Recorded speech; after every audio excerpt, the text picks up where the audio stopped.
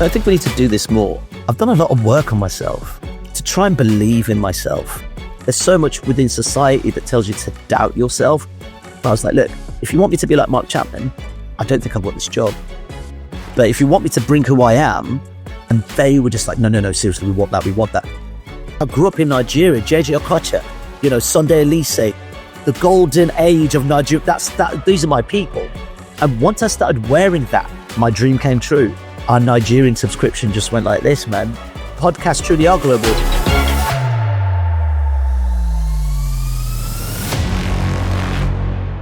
Hello, I'm Tunde, and this is the How I Crossed It podcast, the podcast that shines a light on talent in the community. This week on the pod, we have on host, presenter, and broadcaster Ayo Akinwolere. In his career, Ayo has worked across children's TV, documentaries, current affairs, and major international sporting events such as AFCON, the Premier League, and the Commonwealth Games. He first rose to national fame as the first black male presenter of the BBC's Blue Peter, before establishing himself as one of the UK's leading sport broadcasters on shows like Galazzo for CBS and The Athletic. Throughout his career, Ayo has received numerous nominations and accolades, including 4 BAFTA nominations, a RTS or Royal Television Society Award, and also the Sports Podcast of the Year Award back in 2024. You'll like this one. Not only that, he's also a world record holder, the only person in the world to have swam across the deepest stretch of the Pacific Ocean. He talks more about that in the chat. Here is me with Ayo Akinwolere. So Ayo, thank you so much for coming on. I know you've just come back from the World Cup. At the time of recording, it's one day after the World Cup final, and we mentioned on the chat just before pressing the record button, you actually went and you saw one of the semi-finals. How was it for you? Yeah, well, thankfully, a good friend of mine works for a brand, and they were lucky enough to send me and a friend out to the World Cup. I've never been to a World Cup before in such a capacity, and the opportunity to even go to a semi-final, come on, man. But also the semi-final that I was invited to was France versus Spain, and like anyone else, I was licking my lips at the thought of this one. I was like, yes, finally, Mbappe, Elise. We've got Marina, I'm a big gooner, so I've got those boys there. Rodri, Pedri, the list goes on. Lamine Yamal. It's one of my life dreams to go to a World Cup final. And I know the tickets are so expensive. So you've got friends out there that can help you along. I'll hook you up, bro. Yeah, I'll hook you up. Just make sure I come off this podcast feeling good, yeah? Just do the thing. Well, I've been really keen to get you on for quite a while because, you've had a fantastic journey over the last 15, 20 years or so. So let's go right back to the beginning. For people that don't sort of know you, you actually grew up in Nigeria for the first few years of your life. November 1982 is when you were born. I'm an old man. Yeah, adult now. You're still younger than I am. How were the first few years of your life? I mean, what's your earliest memory growing up in Nigeria, do you think? Yeah, really good question. I grew up in a middle-class Nigerian family, and that's the easiest way of putting it. I come from quite a religious side, especially my mom's side. So my granddad was like the leader of the Methodist Church in Nigeria. I'm not so religious anymore, but that's how I grew up. I grew up around the church, and I grew up. My mom's just from outside Lagos, and I grew up going to my mom's house where she grew up, seeing photos and pictures of my granddad at the Vatican, and they had a chapel in their house, and they were literally religious as you would. Most Nigerians are in many respects, whether you're Muslim or whether you're Christian in domination and denomination, I should say. And yeah, man, I remember a very beautiful middle-class Nigerian family life. I went to a private school, private primary school in Nigeria. we were a typical middle class Nigerian family. My dad was studying to be a doctor. My mom was a nurse. So, those are the trappings of a middle class lifestyle in Nigeria. So, I come from a really well educated family. Both my parents have gone to university. I always grew up playing football on the street with my friends, playing football at school. And also I'm bilingual as well. So, my first language is Yoruba, obviously English as well, because Nigeria used to be an English colony. So it had the trappings of a really classic middle class Nigerian life, good friendship groups and all that kind of stuff. But one of the things that really, I guess, got us to the UK, or what a real stark moment, and I think a definitive moment in my life, was when one night we got robbed in one of our homes in Nigeria. We got robbed in the middle of the night. And it's not uncommon for middle-class families to be ransacked, but we got robbed. And I remember one of my earliest memories of it is that I remember basically my dad telling us to hide under the bed because he could hear people ransacking the house. My mom was on night duty as a nurse, as she usually would. And yeah, I remember, just looking on the footnote of the bed and just looking to see a bunch of feet walking into the room, heart pounding. They lifted up the bed and it was a bunch of 6 or 7 guys with machetes in their hands. Wow. And usually, now as an adult looking back on those kind of scenarios, a lot of people rarely leave those scenarios alive. And we were lucky. My dad has traveled the world and he was just take everything. We used to, my dad used to travel the world across Europe and would have all these JVC record players, would have these Sony TVs and that kind of stuff. And my dad was just take it, just take everything. And, our house was ransacked. My dad's record collection was gone. My dad's records equipment was gone. And it was just you know what? I feel my parents were thinking, it's probably a good time to leave Nigeria to see if we can seek pastures anew. And in 1990, I landed in Birmingham, UK. Yeah, I mean, really, really sorry to hear about that. But like you say, it's not, it's not, I won't say it's uncommon, but I've heard those kind of stories before. So yeah, you mentioned you moved to the UK. I think you were about 8 when you came and touched down in Birmingham, in the middle of the country. Brummy, proper Brummy. Brummy. How did you find that adjustment? Obviously growing up in Nigeria, I'm guessing everybody that you see is black, and then you come here, you're one of the few black kids, I'm guessing, in your school. The weather's completely different. How did you adjust? Do you know what? You've hit the nail on the head. And I didn't realize how much of an impact that would have on my life till I became an adult. And, I'm sure through the course of this chat, we'll get to know that I actually ended up going back to Nigeria with Blue Peter when I became a Blue Peter presenter, because it was really important for me to go back home and show the audience where I'm from. But yeah, I've just painted the picture of a typical middle-class Nigerian boy. We moved to England and we moved into a council house, I remember we used to have slugs on the floor because it was a dodgy council house in Selly Oak. Cold winters, the heating wasn't working, all that kind of stuff. So to go from that kind of life to coming to the UK and coming to England, and your life is totally different. It was a bit of a culture shift in many respects. Of course, I'm speaking with a really deep Nigerian accent, and these kids are like, "What are you talking about, man? That accent ain't real." And I remember one of the best things about me at the time was that me and my older brother used to love drawing. And that's how I made friends in England. I remember when I first started primary school in year 3, I drew a cow, and one of the kids had twigged that I could draw. And I just had a line of white kids on my table going, "Can you draw me something? Can you draw me something? Can you draw me something?" So that was a really good way of integrating, really, and trying to get to know people. But yeah, man, a massive culture shock. I couldn't have my pounded jam and egusi at the same way I wanted to. The jollof rice tasted different because the tomatoes weren't as nice in the sauce. Do you know what I mean? All those things were so jarring. And I remember this mad story. My dad had a friend over here because my dad had been coming to England for many years. And I remember his friend invited the entire family. So I've got there's 5 of us all together. I've got 3 brothers and 1 sister, and he invited us all round to this guy's house. A poor guy, man, a bunch of Nigerian kids that had never eaten Western food properly before, landed in his house, and he was like, "Oh, all I've got is pizza. Will they eat pizza?" And my dad was like, "Yeah, they'll eat anything." I remember tasting pizza for the first time, just thinking, "What is this? Where's the flavor? Where's the spice? It's just bread and tomato and cheese. I don't understand." And this guy was like, you guys don't like it. I was just like, I don't like it. I don't like it.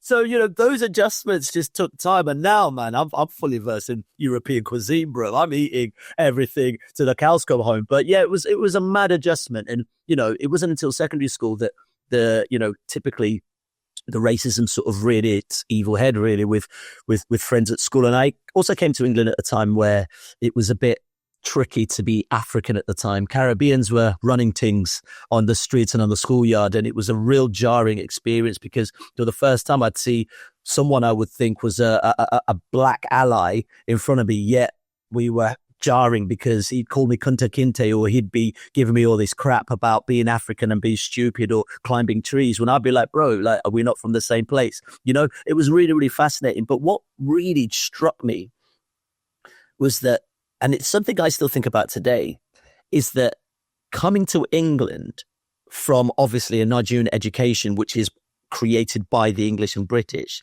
was that I felt that I knew more about British history than actual British people. And I'd be saying stuff and they'll be like, that's not true. And I'd be like, Nigeria was created by English. And they're like, no, that's not true. And it just got me thinking how little people in England actually knew about their history, because by the time you reel it back, even the fact that Nigeria exists as a country means that a country like Nigeria, countries in the Caribbean, are all part of British history. And I don't think it ever really landed in the schools in England or with a lot of English people that I met. So you'd always have these mad conflicts. But I will also say I had an amazing life in Birmingham, working class, but I got to know England properly, man. I got to know working class England properly. And a lot of my mates were actually white, Catholic, Irish, because I was born a Catholic from my dad's side anyway, and I went to Catholic school. So I really got to know like working class Birmingham to a T. And I feel like I'm so lucky because I have this weird duality of being very Nigerian, but also understanding British culture in a way that I don't think a lot of people can.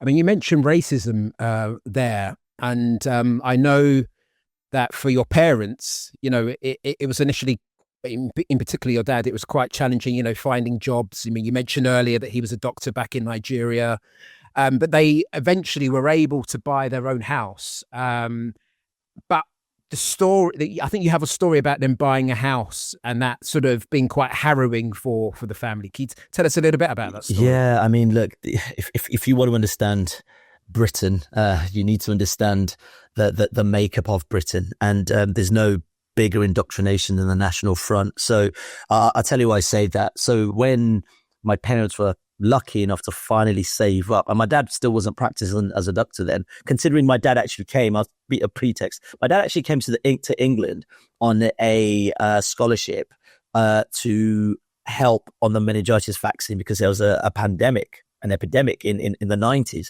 So my dad was one of the people that actually helped contribute to finding a vaccine for meningitis. That was his PhD, that was his paper, and that's why he came over here. So bear in mind, he did that, still couldn't find work in the field, still couldn't find work in research. But my dad was working in petrol stations, my mom was working for the NHS, and they finally got their money together to buy their first home. It was a 4-bedroom house in a part of Birmingham called Wheeler Castle. And basically what we didn't know, because you don't understand the makeup of these places, you just think, well, that's in our budget. That's a house we can buy for our kids. We'll give our kids a home. There's a school down the road, which is a Catholic school. So all those things were connecting, right? And then the first day we move into the house, the National Front spray paint our door, telling us to get out. And that was the pretext of how I lived in Wheeler Castle. Like, bit of curtain twitching, a bit of abuse here or there. But you know what? I've got to rate my parents, man. They protected us. They safeguarded us from a lot of these things. And it wasn't until I was an adult that I realized why whenever I went out clubbing or when I went out with my mates, my parents would wait up for me, just hoping that I got home safe. But they still had to allow us to be adults in this environment. Do you know what I mean? But yeah, it was really shocking. And, I used to host a show called Inside Out in Birmingham for the BBC's A Current Affairs show. And I remember doing that show, and I got a letter from one of our old neighbours saying, so glad to see you're doing well. What those people put your family through while you were there was horrific. And I'm thinking, where were you, man? Where were you? You were the curtain twitcher looking out, not even putting your neck out. But now I've done well in my life. You're able to now go, oh, congratulations. And that really tells you a lot about the people that speak up or the people that don't speak up. It also teaches you a lot about allyship as well. And, that has come to frame a lot of my life moving forward, if I'm completely honest with you, because I see it through a particular lens. When that's the entry point to your, the early point in your life, you start looking at the world very, very differently, and you sort of start looking at it with suspicion. And, regardless of this and regardless of this backdrop, and we're seeing much of it rear its ugly head right now, I've managed to find a career, I've managed to build something, and I've managed to find allies in the industry. Oh, I can only imagine how soul destroying that must have been for your parents. You mean, you talked about them having to save up money across, I'm assuming, years to finally buy this house. Of course. And you can imagine on that night, you can just sit down in your living room and you've got that sense of satisfaction that you bought your house. And on that same night, you have some bunch of guys just spray painting your wall. Oh, I can only imagine. Do you know what's strange is that, and this is much around, something I think about what's going on right now when people are saying go back home or send people back home or any of that kind of nonsense, is that my parents did exactly what was asked of them. They contributed, they paid their taxes, they saved up, and they bought their own home, their first home. That, and also this is a family that, if you look at it financially, we weren't earning much. My mom was a full-time nurse at the NHS, not on a crazy wage, but it was a job.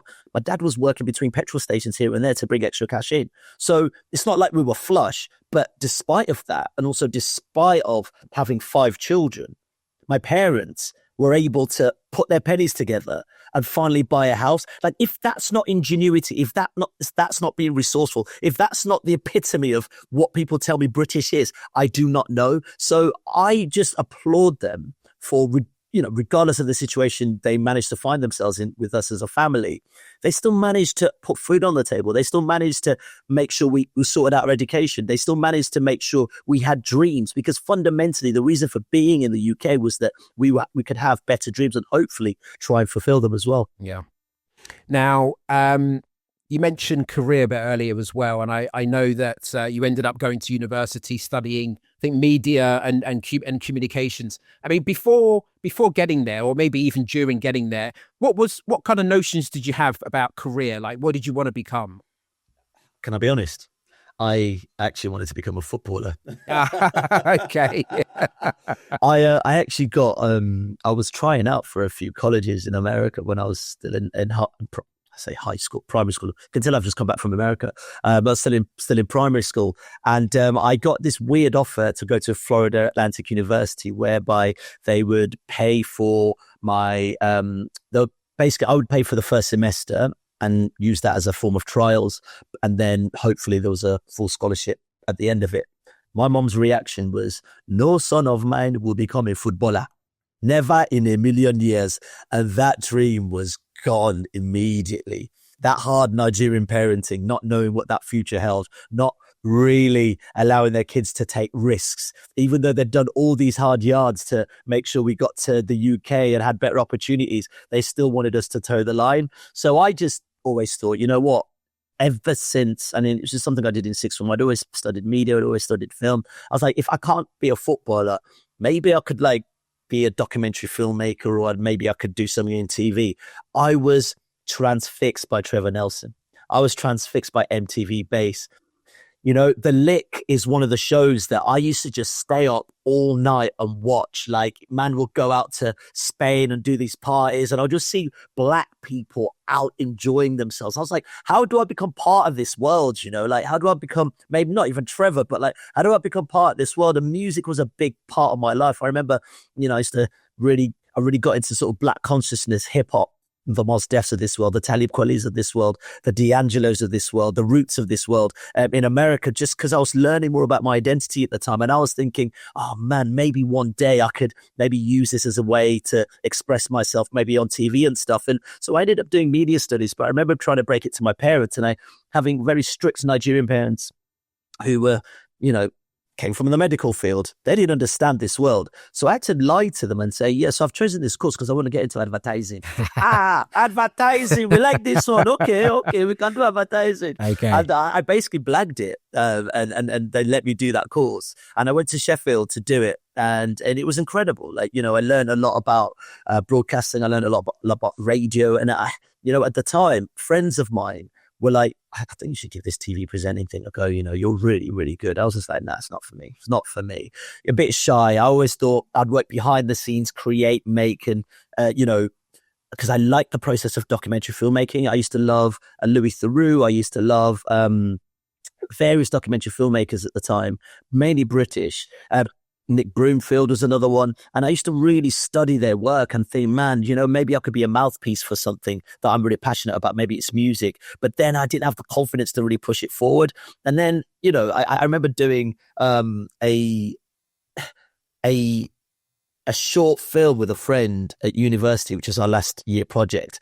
And he just looked at me. He's actually one of my best mates now, Baz from up north in Manchester. And he'd be like, mate, you need to take this stuff seriously. Like you're so good. Like you really do. And he's been, I remember it like it was yesterday. He's been my biggest champion ever since. He's just been like, you can't work in an office, bro. Like you just need to go do your thing. Yeah. But also like, and we'll get to it, but the journey wasn't straightforward. I still thought I could get a proper job and figure it out. But yeah, it was incredible just to even have a glimpse of it at Sheffield and know that it could have been a possibility for me at some point. And I was super inspired. And do you know what? I was even more inspired, and I'll say it now. There was a guy called Chaz Critcher who was a lecturer. And this guy, I did sociology with this guy, and he taught me about Stuart Hall and all that kind of stuff. And I actually realized, you know what?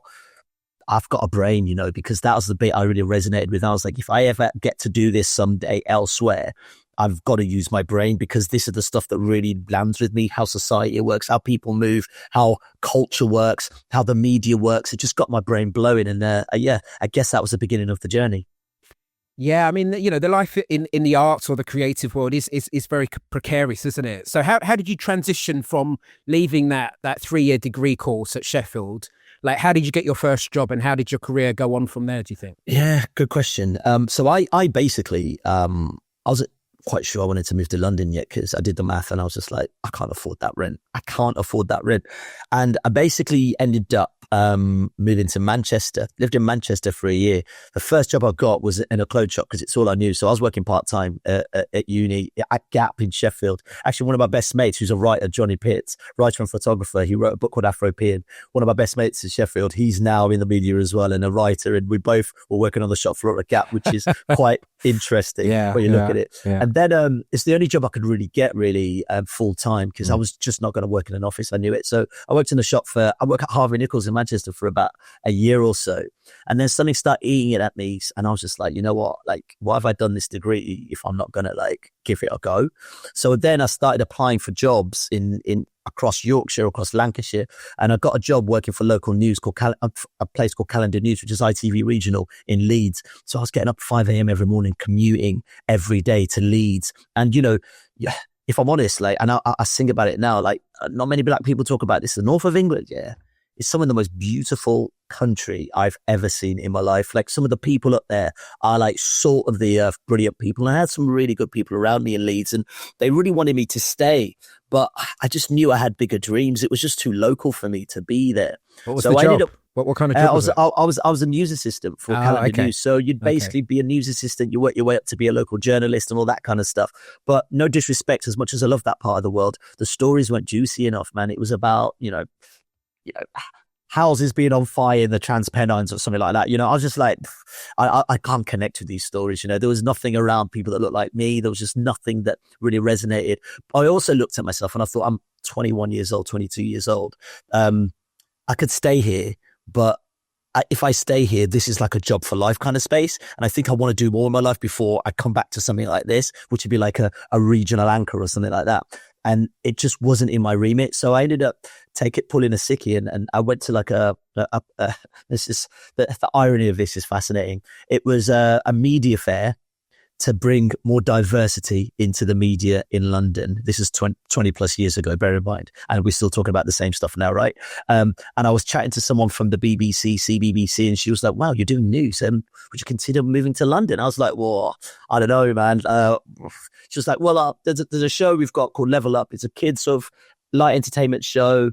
And we thought, with your journalistic experience, you could maybe work as a runner and a researcher on it if you fancy it, But what we can do is we can't really offer you a full-time job. What we can do is offer you a 6-week appointment. And I was just like, rah, 6 weeks. Okay. Rah. Do you know what? I'm doing it. Within weeks, I just sacked off my job in Leeds, moved back to my parents for a bit in Birmingham, earned a little bit of money just to save up for a little, deposit or whatever. In London, and I came to London, no lie, with a backpack full of clothes and 2 months worth of rent. And I was a runner on this show called Level Up, and it was amazing. I was traveling across the country. They taught me how to use a camera, filming these kids doing really amazing things. And lo and behold, and this is a proper media story, I'm at the BBC bar one day and chatting to this woman. Yeah. And at that age, you know what? You are fearless. I didn't even know who I was chatting to. I was just trying to make friends. I'm in a new city, chat. Everyone was super middle class. Everyone was super posh. And I was just like chatting, and she's like, can I ask you a question? I was like, yeah. She went, I'm a producer on Blue Peter. I was like, no way. Wow. I was like, wow. She was like, you wouldn't mind auditioning for Blue Peter, would you? We have a presenter leaving. His name's Matt Baker, and I think you'd be really good. Would you consider it? And I was just like, I'll be honest with you. I never watched Blue Peter as a kid, man. Is that what you said? Like, you said that to her? I never watched it. Oh, properly. wow. Okay. I was like a Grange Hill kid. I was a Biker Grove kid. Yeah. I love the naughty programs. Blue Peter was just too clean nice cut for me. Too nice. Yeah. Everyone was called Tilly. Everyone, he had dogs. I was like, come on, man, like, this ain't me. Yeah. And I remember, though, a woman on it called Diane Lewis Jordan. And I remember her. And I was like, she was one of the first Black people I ever saw on television, much like Trevor Nelson, especially doing kids program. And I always connected with her. And really, whenever I watched Blue Peter, I'd always watch her like travel around the world and stuff like that. And without thinking about it, it really hit me hard. It really resonated with me. And then the woman looks at me and she was like, are you sure? Everyone wants to do Blue Peter. I was like, you know what? I kind of want to like make documentaries. I kind of want to do all this kind of stuff. She was like, okay, look, I'm not going to force you, but here's my number. Here's my details. Drop me a line. And I remember calling my mom. It's like, this woman, she wants to offer me Blue Peter. Blue Peter! What's wrong with you?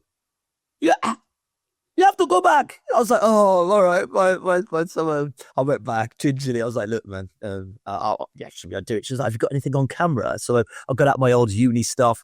And I remember like when my mate Baz, who's just a champion, man, we just, when we were still students, we just went out and just recorded some stuff because he was like, I'm going to make you a show reel. We just do like a documentary. We did a documentary on British hip hop, and we interviewed like different people, soul singers, because I was still thinking I'm going to be Trevor Nelson one day, innit? Like, yeah. And then we ended up actually weirdly, it was like a weird full circle moment. Ended up interviewing The Roots because we went to their gig in Manchester. We just took our camcorder and they came out and it was like Questlove, Black Thought. And I was just like, this is blowing my mind, man. And I did the interview like really gingerly. And that was the show like I gave to Blue Peter. They were like, would you come in for an audition? Lo and behold, man, like a month later, I beat over 100 plus people to it, and I got the job. What was the audition like? I mean, was it like a screen test, the number of screen tests? Yeah, you know what it is? It's like, it's stuff that was alien to me. I had to like clean a dog's teeth. I had to like bounce on a trampoline and host a thing. I had to, it was just like, I grew up in working class Birmingham, mate. It's not even anything you could prepare for necessarily. There's nothing I can prepare. Yeah. And also had to make something out of fairy liquid bottles. The classic Blue Peter stuff. Yeah. And this was the stuff I absolutely hated watching. That wasn't the stuff I was interested in. I was like, where's the traveling at? Like, when do I get to go to like, Rome or something like that? Because that's the bit of Blue Peter that really resonated with me whenever I watched it. All the other makey stuff, I wasn't from a family that had time to spend time with their children to, make things like that. So that stuff just didn't land with me at all. But, they saw something in me and, I got the job in the end and I became the first ever Black man to host Blue Peter in 60 years of the program. So it was massive, man. It was really huge. But I didn't know how massive it was until I actually started working in it. Yeah. I mean, you got up to all sorts there, didn't you? I mean, I know you swam across the Pacific ocean. You got a pilot's license, a racing Yeah, license. I've got racing license. I've got yeah, I can drive a truck. I've got a trucking license. Also, I still hold the world record for the only person to swim across the deepest stretch of ocean in the world, which is the Pilau Trench, which is the opening to the Marianas Trench. So it's 11 miles deep and 5 miles across. And a lot of people might say 5 miles ain't that long. Well, 5 miles for a lot of people is roughly around swimming doing the London Marathon. It's around the 3-hour swim if you're not a proficient swimmer. But also, what was more extraordinary for me to do 5 miles is that 10 weeks before, I wasn't able to swim. So I was put on this mad intensive course of learning to swim, trying to tread water, going to swimming competition. It just took me 10 weeks to fully connect the dots and learn to swim. And then the big challenge was you would be the very first person to do this. And I'll say it to you now. It's one of the greatest things I've ever done in my life. But I wasn't even prepared though when I did it for the amount of feedback in a good way I'd get from people across England, many black people, but also a lot of older white people who were like, what you've done is extraordinary and inspiring. I can't even swim. I've been trying to learn to swim for so long. And just watching you conquer a fear has really inspired me to give it a go. And, you know, the reason, and let's get to it now, is that the reason I actually took the job on Blue Peter is because I realized that there was a moment in firstly, it could be an incredible moment in British history, but I was so fed up of growing up in an environment where the depiction of people that look like me on screen weren't positive, or the odd dots or the odd few would basically get the opportunity, but you'd never see like a continuous array of people that look like me on screen or in leadership positions. So I was like, here's an opportunity for a lad from Birmingham / Nigeria to be in the houses of young middle-class kids and just show them that actually we come with minerals, man. I want to be the black guy that's traveling the world and showing the world through my eyes, through my gaze, to a white middle-class audience predominantly. What I didn't realize was that much like I copped onto Diane Louise Jordan and also Trevor Nelson, there were a bunch of black kids watching me as well going, how is he doing that? I've never seen anyone do that on a show like Blue Peter. And it's kind of become the most beautiful thing about leaving that show is the sort of breadcrumbs and the ripple down effects that I've left for people that come after me, because the feedback has been beautiful. We loved watching you. We loved seeing you do crazy things. And we loved that Akinwolere was a name that was on TV. And one of my biggest regrets, and it's something that happened after, was that I was using my Christian name Andrew on Blue Peter as opposed to Ayo Akinwolere, which I use now and I've reclaimed properly, because, you know, it's a nuance that I think a lot of people probably don't understand when you've come from a post-colonial country, is that you still identify weirdly with a British ideal. And it's a pressure that I felt my parents had when we came over to use that name on the register instead of Akinwolere or Ayo as the first name instead of the second name. And it's something that I carried with me. And then as an adult, as I grew older, more confident in myself, I'm like, if anyone wants to know who I am, they need to know who I am properly, whether on screen or off screen. So I ended up becoming Akinwolere or Ayo off screen and on screen as well. So Blue Peter was incredible. You know, nominated for a BAFTA my first year, my second year, and you know the ripple effect has been phenomenal. Now, if you like this episode, please do me one favor, just one, and share it with just one of your friends right now. Just one. That's all we ask. It will take you 2 seconds. And we'd really appreciate it, as it will help us to grow the show. Thank you.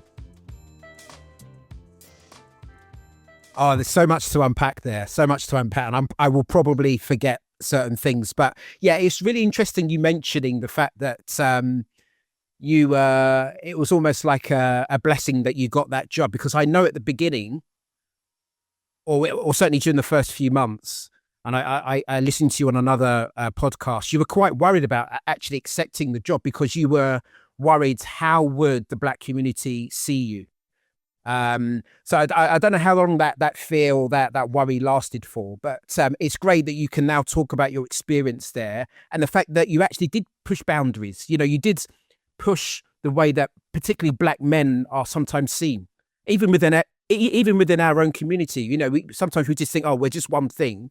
But I think you actually helped to push certain boundaries. You know, we can do different things. We can swim. We can, go on these explorations in different parts of the world that nobody's been to. So how long did that fear last, do you think? For the whole of it. Oh, okay.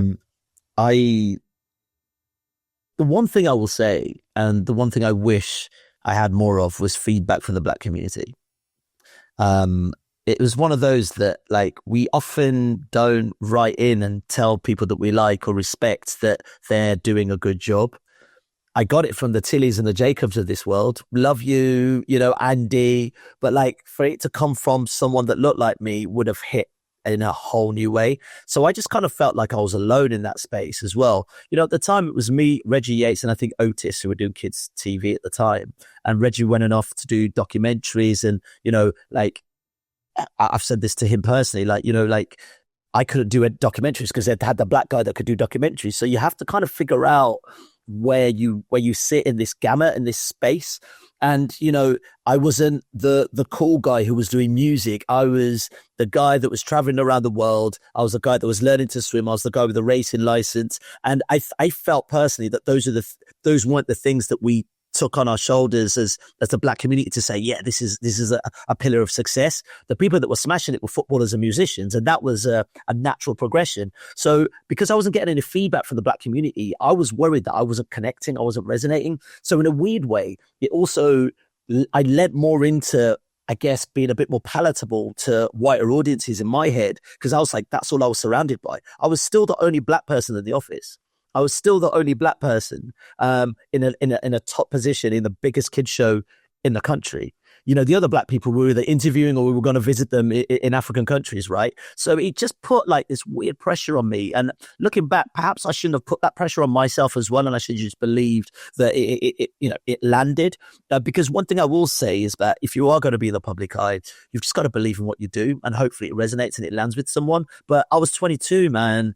23? What was I going to know? I was still learning about the world at the time, and I was being ushered into this very middle-class environment, and I was just kicking and screaming to try and maintain a level of authenticity. And I look at this, like, I remember one of my first shoots on Blue Peter, and I had to abseil down the Humber Bridge in Hull, and I'm scared of heights, so, that was super frightening. But I remember my Birmingham accent was popping out, and we had this director, and he said, "What did you say? Say it again."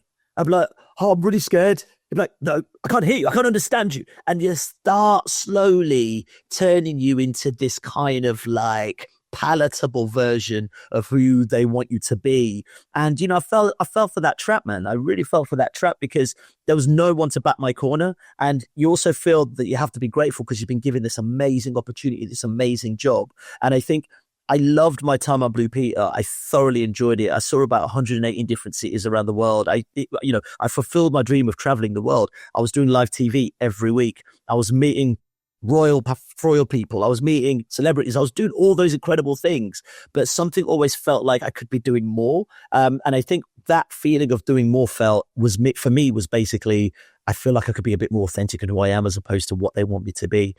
So after 5 years, I called it a day, man. And the rest is history, really. Yeah. I mean, you've mentioned it already, sort of changing your name, using Ayo instead of Andrew or Andy. Do you think that was a bit of a reset for you? Because I know after you left that show, and correct me if I'm wrong, but you weren't immediately getting work off the back of that, were you? Because I think sometimes casting directors, they think, "Oh, you're that Blue Peter person. We just see you as this nice person." And actually, was it a bit of a struggle to get other work after that for a while? Huge. But I think it's the name of the game when you look like us in this game, is that, as I mentioned earlier, like they had their documentaries guy. This is something I wanted to do all my life. Reggie was doing this amazing work, smashing it, winning awards. So they've got him.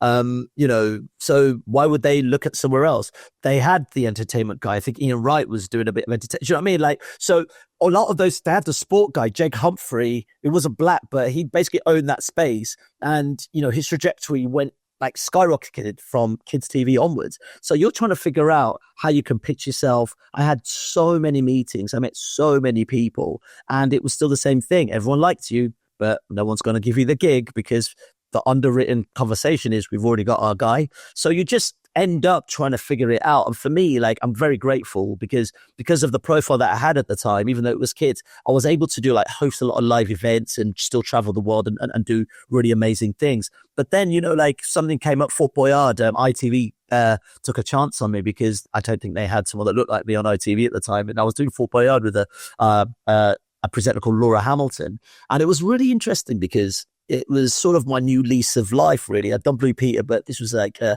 teenage kind of like kids dungeon quiz show. You know, you could be a bit cheeky, you could be a bit naughtier. And I really used that time to really create a newer version of myself, really. Because one thing anyone couldn't fault me on was that I'm like top upper echelons of live trained. So I'm a live trained presenter. Now, the only thing I needed to add to it was to find my voice. And Fort Boyard, I say it today, like, you know, I still get messages from people around the world saying, Fort Boyard Ultimate Challenge, man, I loved you on that. Because, like, I've really felt like I was starting to create a version of myself that I was very pleased to be in TV. But, you know, even in Fort Boyard, and I haven't really said this publicly, I realized that, you know, there is still a lot of discrimination in this game. You know, I was hosting the show with someone who was Caucasian and blonde, and I was getting paid far less than them, considering I had more experience. And it wasn't until I ended that show, I still realized that even though I had the opportunity, I was still having to really not be compensated for the great work that I've done. In the same way as, like, you might have all this experience from Blue Peter, yet those jobs aren't available for you because how that they just keep raising the bar each time. So I was just like, rah, man, like, this game is different. You know, you really have to think about how you market yourself, and you really have to start thinking about the money aspect of things as well, because, you know, I'm as experienced as anyone in the game, but I just want to be compensated and be treated equally as anyone else in the game. And, you know, that's a story as old as time, really. And I know things now are a bit different, but back then, do you feel the name change held you back in any way? I mean, you just mentioned there you were compensated less than your colleague. You know, do you think it held you back in any way? I'll tell you a true story. I was definitely scared of doing it. But you know what was interesting? I just saw too much. I was just consuming too much around TV and things like that, around jobs and people going for jobs with English names and getting the job, but going with either their Indian name or their West African name and not getting the job. And all these kind of experiments were being done. I was really getting intellectual about it. I was reading up about a lot of these things. And also I was watching something that Will Smith said. And Will Smith basically said, you better be careful about the name you give yourself in this game, because that would be the name you get known for forever. And I was like, I've done Blue Peter. Is it too late to change this thing? Because this will really help me be my authentic self. And I took a gamble. But the gamble was interesting. And I tell you why. Because I don't know what's happening in this world, but I'd go to meetings with people I'd been with or met previous to that, and they'd think I was a different guy. They didn't recognize you, or they didn't remember you. The name. Okay. All right. This is how deep it gets. They'd be like, oh, have we met before? I was like, yeah, you remember me? I was Andy. Oh, you were the guy from Andy? Yeah. Oh, so we didn't recognize the name. I was like, yeah, but my face doesn't change. Like, you know.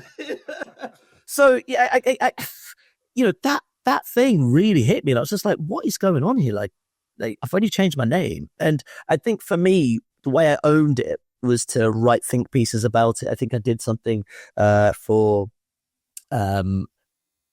a newspaper publication, and then 5 Live picked it up, and then I was totally able to have these conversations live on air and really describe what I was going through and why I felt the need to do it. And actually, when the press took hold of it, then it became a talking piece, it became a thing. And then obviously, like, it did become something that I felt I needed to feel taboo about. There's a real conversation here about what it meant to be both Nigerian and British at the same breath, but also feel my authentic self on screen. And, you know, it was great because, you know, what I didn't realize, yet again, much like the swimming, was that the feedback was extraordinary. People were genuinely messaging me, tweeting me, DMing me, being like, bro, what you've done is so inspiring, man. Like, and I just also all these stories from people saying, I wish I was brave enough to do what you're doing. And I just thought, moving on, you have to embrace it, man. If I do lose work, I do lose work. But at the same time, man, like if I have children one day, if I get married one day, if I have all these kind of things happen to me one day that I really wish will be huge landmarks in my life, I want to go into them feeling like myself. I want to go into them feeling like Ayo Akinwolere, award winner, broadcaster on British TV is a thing. You know, because it changes everything. It changes everything. Like Nigerians understand me, but also, I'll be honest with you, I was thinking globally because Nigerians will latch onto my name globally and everything I've gone to do elsewhere. They've had like an intake or upsurge of Nigerian fans. And I was like, I wonder why. Because I also was thinking about my people back home. I'm thinking about the whole country of continent of Africa. I'm thinking about countries in America. I'm thinking about, you know, places in South America, which I've been lucky to visit. Places in Brazil, for instance, that where you celebrate Yoruba tradition. I'm thinking on a global scale. And actually, Andy Akinwolere is great, but Ayo Akinwolere just lands different. And people latch onto that in a whole different way because one, it might be slightly unusual, but two, it might allow people to see themselves in who I am. Yeah. Great. I mean, your career at this point is picking up pace. And you mentioned that you were doing live gigs, but then eventually started working for the BBC more and more. I think at some point you become an anchor for Galazzo, which is like a CBS production. How did you get that job? Oh, good question. So I actually started working for Premier League Productions, who I still work for now, working on a show called Premier League Today. And Galazzo was being produced by IMG. And, you know, it was a really fascinating time because I reckon about 10 years ago or so, I made a beeline to get more into sport. I just realized it was something I really loved. I've told you, I almost went to play football in America. I was just like, I really love sport, man. And actually, if I can bring my slightly entertaining / live credentials to it, it kind of stands me in a different place to a lot of people that I already know. And, you know, I almost had to start from scratch in sport because it's a very conservative space. You need to earn your stripes. They don't care what you've done elsewhere. They're like, you're in our turf now. You need to work our way and you sort of have to earn your stripes. And I did Premier League Today for a while. And, you know, I'll be very clear with you and very honest. Like when George Floyd happened, there were so many doors that opened, which changed my career in a whole different trajectory. And I don't know whether I timed it well to move into sport, but it was roughly around the same time that I started getting more sport gigs and people started looking at me and chatting to me and having these conversations. And I remember one of the big heads at, it was actually one of our makeup artists. She was like, have you spoken to this guy? I think, you know, we might be getting a Galazzo. The Americans are here. You know, I think they might be looking for a presenter. Speak to this guy. I spoke to him. And he just put me in touch with the producers out there because it was being done under IMG. So he was sort of in charge of content. And it was the most inspiring, kind of invigorating conversation I'd ever had. It was like the first real conversation I had with a producer, Pete Radovich, who's like the big guy who created the whole Galazzo, Thierry Henrique, Abdo. Like he's that guy behind it. And we have a sort of warm-up call and he was like, can I just say something to you? I was like, yeah. It's like, I love what you do. I think you're brilliant. We've been watching the sport they have in the UK. We're not into that. We want you to bring your full self. We want you to bring your authentic self. I was like, finally, bro, finally. God has heard my call, man. Finally, I could do sport my own way. Yeah. And they were like, you know, we would love you to be our man. And I got the gig. I was a main anchor, the anchor for Galazzo on CBS in America. It was when they were just starting it as well. And it was slightly just the back end of COVID. And it was just like, and George Floyd happened. And it was just a really exciting time to be part of something like that because they'd really thought about it in the way that the UK don't necessarily think about the way they cast people. In the guy next to me was Nico Cantor, who was Argentinian American. So he could bring that sort of Hispanic va-va-voom. He spoke Spanish fluently. We had Leanne Sanderson, who was a queer sports presenter, ex-footballer who'd play for Arsenal, play for Juventus. Yeah, I know her, yeah. So she's coming in with that flavour. And it was either Raphael Honigstein, Julien Laurent. Wow. So we had the German, we had the French, and everyone was just their authentic self. I was chucking a Yoruba in there. I was giving it the flat. It was such a wicked opportunity to really show what we could do with sport. And of course, I was doing it was like a 5-hour show, man. And like, this is where you know you've earned your life credentials. It's where you know you've earned your stripes. I'm doing a 5-hour show and it's a goal show. So everything's just running. Like it's like final score, you know, all the Europa League games, having to learn all those teams, all the names of the players.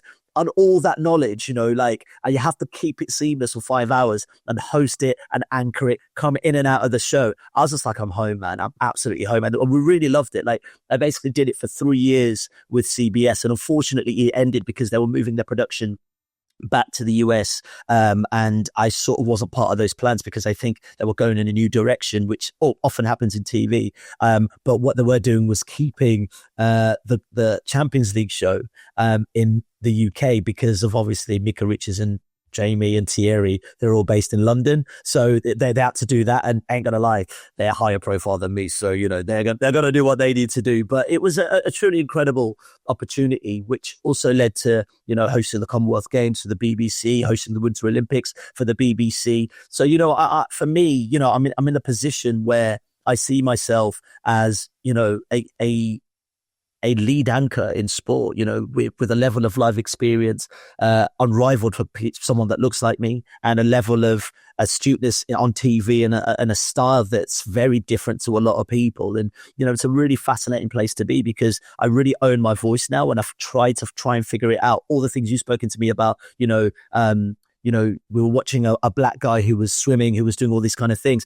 Is that I'm really conscious of who I am and what I represent. And actually, I'm very conscious of being as authentic as I am through it. I'm not that macho guy. I've never have been. I'm not, I've tried to play up to that stereotype. It just doesn't sit with me. I'm a straight man, but I'm also feminine in certain ways. But that's just who I am. If you don't like it, good luck, brother. I don't really, really care. And I think that's really something that's had me in good stead moving forward, because I can definitely go on air and feel like myself and come off air and not have an identity crisis because I'm trying to be something else. And I see it so many times in the game where people are trying to be something else that they're not. They've got an on-screen persona, and when they come off screen, they're a whole different person. I'm trying to align a lot of those things properly, but also do a really good job because in my eyes, I'm one of the elite presenters. I've been educated by the BBC. I've won awards, and I've done some of the biggest shows, in sport right now. So, I'm very, very grateful for where I am, and long may it continue. Yeah, that show must have been so exciting. I mean, as you say, as the goals are going in, you're reporting on the goals. You've got these fantastic, experts like Julien Laurent and all these guys. And you were there, you've been part of that journey. I mean, you mentioned now that Kate Abdo and Jamie Carragher are now on the show, and that show's doing absolutely fantastic, isn't it? On the socials. I know we're kind of running out of time, but after that, I know you took on other jobs as well, but you ended up at The Athletic, and you were basically their main presenter for a good sort of 2 or 3 year period. I know that's come to an end now, but I mean, how was the job for you? How enjoyable was that job? Because I guess that's more of a journalistic type job, isn't it? Rather than broadcasting. Yeah, but that's the interesting thing. And I see it a bit more like radio. I think podcasting is kind of the new radio in many respects in terms of its visual nature, but also the fact that you've got an audience that buy into what you do week in, week out or daily. And it was a different, skill set. But I'm also lucky that through my journey, it's probably not enough time to go into the stuff that I've done. I did Inside Out, which is a current affairs show in Birmingham for 5 years, which is heavily journalistic.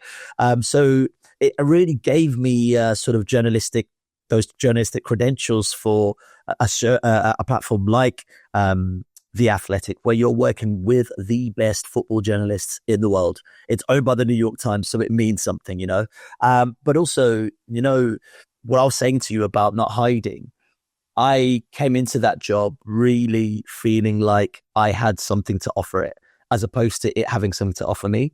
And I really thought, this could be a really good opportunity, especially on a global scale, because podcasts are now listened to by so many different people across the world, to firstly connect with my audience in a broader sense, but also really work with such a credible platform to really cement what I've tried to achieve over my career. And, the first year we did it, we won Podcast of the Year, British Podcast of the Year.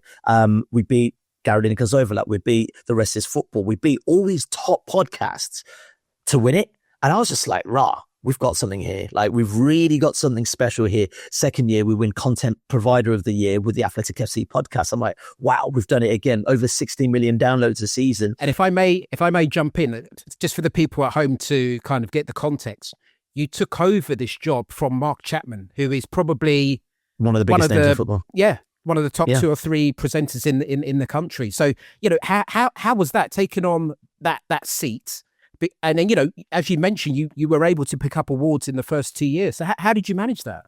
I think I've stopped being, and I think we need to do this more. I've done a lot of work, bro.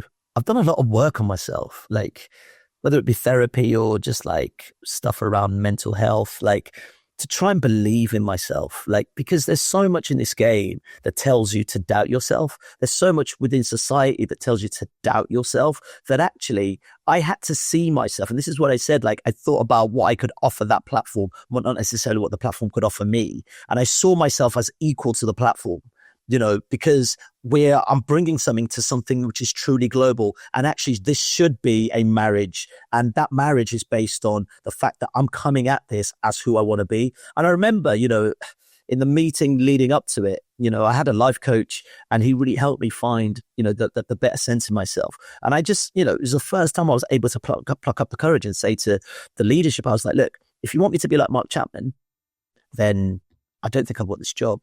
But if you want me to bring who I am, then more than happy to. And they were just like, no, seriously, we want that. Because I was like, I'm a black guy, Nigerian born, grew up in Birmingham, and I've traveled the world. So my view on football isn't just, you know, what's happening in the Premier League. I lived in Brazil for a period of time. You know, I've traveled to France, Germany, blah, blah, blah. I've watched football games in Belgium. I'm really about the global way football works. It's like I grew up in Nigeria, JJ Okocha, you know, Sunday Elise, the golden age of Nigeria. These are my people. So that's how I see football. And that's also what differentiates me to Mark Chapman. And once I started wearing that more, instead of thinking, oh yeah, Mark Chapman, I've got to take over, I'm just like, I'm not like him. And because I accepted I'm not like him, I was able to do a job unlike him. So that's the way I kind of held it. And don't get me wrong, it's incredibly intimidating to have, excuse my language, all your shit together for all the best journalists in the country, because I have to read all their work. And I had sleepless nights. You talk to my wife now, she'd just be like, are you going to bed yet? And I'm like, nah, man, I've just still got to get all through this stuff. I was doing that 4 days a week. And it was intense, but what I wanted to bring to it was a humility, a humor, and a level of quality that, not that Mark couldn't do that, I just wasn't Mark, if that makes sense. And I wanted it to feel like something that I was really proud of making. And my work at The Athletic, if I'm honest with you, for me personally, is some of my best work, because I really, really loved it. The team were amazing. The guys that I worked with were amazing. And every day I was learning. Like, I was learning about the industry, working, like, just, you know, when you get all the whispers from the journalists about transfers and stuff, David Ornstein, the big man, I was just like, this is heaven, man. Like, I'm literally in my beautiful place. And our journalists were based in Spain, they were based in France, they were based all around the world. It was just so nice because you really got an inside look and a view as to how people were viewing sport from the publications around the world as well. And also, you know, my dream came true. Our Nigerian subscription just went like this, man. Like, oh, wow. They were okay. yeah, because football truly is global, you know, and podcasts truly are global. It's on Spotify, it's on Apple. People have got to discover it some way, shape or form. And the moment it's on YouTube, you know, Babatunde might just be be YouTube, and Ayo Akinwolere lands on his YouTube algorithm, you know, and he's like, "Rah, your man's, you know, talking about football." So, you know, it was truly incredible, you know, and it's a job that I've truly loved, and I worked with some really, really amazing people, and I think I left it in a really good place, and I left there leaving with my held high. Really, really, it's been a really wonderful experience.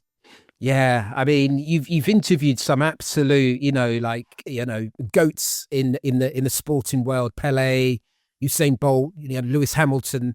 I mean, who's been the highlight for you in terms of being able to interview them, get to know them as a person? Who's been the most interesting, would you say? It's really hard because those interview situations, you don't really get to know them as a person. You don't get much time, and you know, Bolt was just gangster. You know, we flew to Jamaica, and it was when Bolt was the hottest property out there, and we went to his old training ground, and it was just, I met his old coach, and it was just phenomenal. I got to say, it was like a real sort of like shaky, I'm meeting the fastest man in the world moment, but also he was just vibes anyway.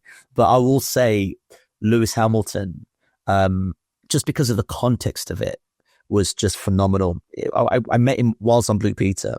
And it was after his first World Championship win, and when he was still at McLaren, and we went to McLaren, and you know, on this, you know, wide-eyed kids TV presenter, Millie Lewis Hamilton, but also it's the first time I'd seen a black guy win Formula One championship. All these things are going through my head. And I was just like, what am I going to do? What am I going to say? And I remember having a chat with my exec producer at the time, I believe Peter Joe. We were just chatting about it, how we're going to deal with this interview. And he was just like, just getting on with something personable like that, something really connected. And I was just like, well, he's got a brother, hasn't he? So computer games, we'll talk about computer games. So I just had that in my locker. And what was also more fascinating is that you'd meet all these journalists, all white, upper middle class guys, and all of them would basically, from the Telegraph, from the Times, they'd be like, good luck getting anything out of that guy, he's got nothing to say, blah blah blah. In my mind, and I'm thinking, I swear this guy's got vibes. Like, I just get a good aura from Lewis. I just felt like even at that young age, he was trying to exude more than just racing. He wanted more to do with change making. I saw a lot of synergy between what he was doing, what I was doing. Of course, he was making millions more than I was, but there was something special about him, but also super inspiring for me as well as a black person in the public eye. So I met him and we were chatting, and the moment he saw me, his eyes just lit up. And it just made me think, how many people look like me were interviewing him on that day, Because they're just asking the same questions. All I'm seeing is this young working class lad whose dad, who got how many mortgages out or loans out to make sure his kid could cut so they could break boundaries. That was the only thing really in my head. And I'm trying to put myself in his position in the same way that I'm at Blue Peter as the only black guy in a white environment. And I'm like, he must be facing that 100 times. And then every journalist is asking him the same question and they can't connect with him. They can't relate with him. So I remember just chatting to him.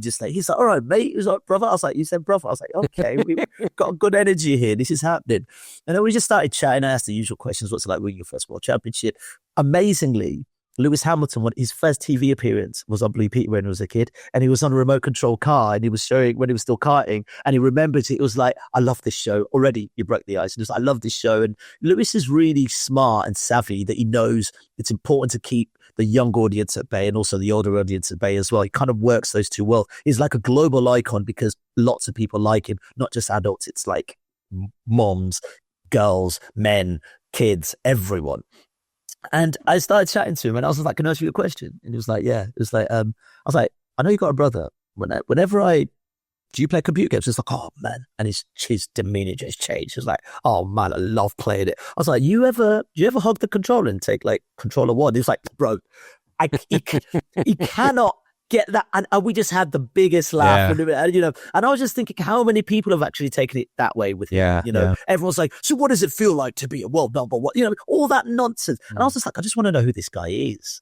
And for me, that has been a thread for how I conduct most of my interviews, whether it be Usain Bolt, whether it be Lewis, whether it be Jorginho when it was at Arsenal that I brought to the Athletic. It's the humanity in sport that I'm really attracted to, and that really fascinates me, because I see the trophies, I see all the accolades, but I also see human beings. I see people who are facing some of the highest pressures you'll ever see, who are carrying the weight of millions on their shoulder for whatever reason, whether you're Brazilian, whether you're Italian, whether you're from, Woking, it's the same thing. And I see that. And a lot of people don't connect those dots because we see them as elite. But fundamentally, they are still going home and trying to fall asleep to hope they do a better job the day after, like the most of us, But how do you deal with that? And those are the things I really, really love about sport. And, moving forward, since I've left the Athletic, those are the things I'm really fascinated to really do more of and connect with. Is the humanity within sport for me is really, really key, because I think that's how you connect the dots and resonate with not just sports fans who are men, but women, different ethnicities, different people from different countries, and different cultures as well. And I think that's really, really important. Yeah, no, I mean, it's great, fascinating hearing some of these stories with some of these legends. And, we've talked about it during the interview, the fact that you've picked up awards throughout your career, not just BAFTAs, but also the RTS Awards. You've worked on some of these big shows. You've spoken to some of these big sporting legends as well. You've also done sort of more current affairs and other types of content as well. This is a question we ask all the guests that come on. How much of your success that you've had over your career, how much do you think of it is down to luck? How much of it is down to hard work? Or how much is down to talent? If you had to pick one out of the three, which has been the biggest contributor towards your success, what would you put it down towards, do you think? I'm not sure it's talent necessarily. So I know I'm talented, but I think I'm going to have to cheat here. It's a mixture of luck and hard work, because if I'm not moving to London after 6 weeks and just taking a chance, I don't get the luck of Blue Peter. Do you know what I mean? If I didn't persist with the hard work of saying, you know what, I really want to apply myself in football, I wouldn't have got CBS Golasso. Do you know what I mean? Or being able to pitch myself to the BBC for the Commonwealth Games or the Winter Olympics. Like the hard work isn't just the physical work you're doing on screen and, you know, being good at your job. The hard work is also getting to know yourself properly. That's work, man. Getting to know who you are as a broadcaster, getting to know who you are as a person, getting to know who you are in this industry, understanding what you need to know about navigating this game. I still think I'm clueless about a lot of it, but I still apply myself weekly, daily to make sure that I'm doing all that hard work. And I feel like the hard work also unlocks the luck as well, if that makes sense, because you get seen in the right spaces and people begin to trust you. I'm not saying it's easy or easier than when I started. I still think the journey's arduous and crazy and strange, because unfortunately, we live in the world where we are fundamentally a minority in this country. But I will say it's my hard work, man, and my industriousness that's really got me to where I've got to, and trying to understand how to navigate it better, for sure. Yeah. Well, as I said, you know, I've been trying to get you on for quite some time now. And personally, I've been an avid fan of The Athletic, and I've really enjoyed your work. So, yeah, shame that you're not doing that anymore. But as I also said earlier, I've been really sort of, I don't know if impressed is the right word, but just the way you're pushing the boundaries. You're a bit of a polymath in terms of you do different things. And just keep pushing, man. Keep pushing. And, thank you so much. Thank you for coming on the podcast. No, thanks for having me. I really appreciate it. So happy to have got Ayo on. Thank you for coming on. He's great, isn't he? Loads of energy, thoughtful, funny, vulnerable, open. Just a great guest. Loved his story as well about Lewis Hamilton. Now, Ayo, I think he lives in Margate. I think that's what he said, or certainly somewhere near the coast. And you might have heard some seagulls in the background there. And if you did, that's probably the reason why. So we do apologise for that. And just going back to actually why is such a great guest. Brave too, I forgot that. Brave. I mean, he mentioned about swimming across the Atlantic Ocean, but he was a complete non-swimmer weeks before doing that. So he had to learn how to swim and then do the 5 miles. Just tremendous. I mean, I love just having these guests on that really go out of their comfort zone. We've had it time and time again, and he's just yet another example of people, you know, pushing the boundaries, pushing the envelope. Really excited to see what he's got coming up next. If you want to get in touch with us, you know what to do. Our email address is howicrushedit@gmail.com. Let us know your thoughts about the interview with Ayo. And if you've got any other guest recommendations of people that you think we should get on, maybe they've got really interesting stories, please get in contact with us. That's it for this week. Have a great week and catch you on the next show.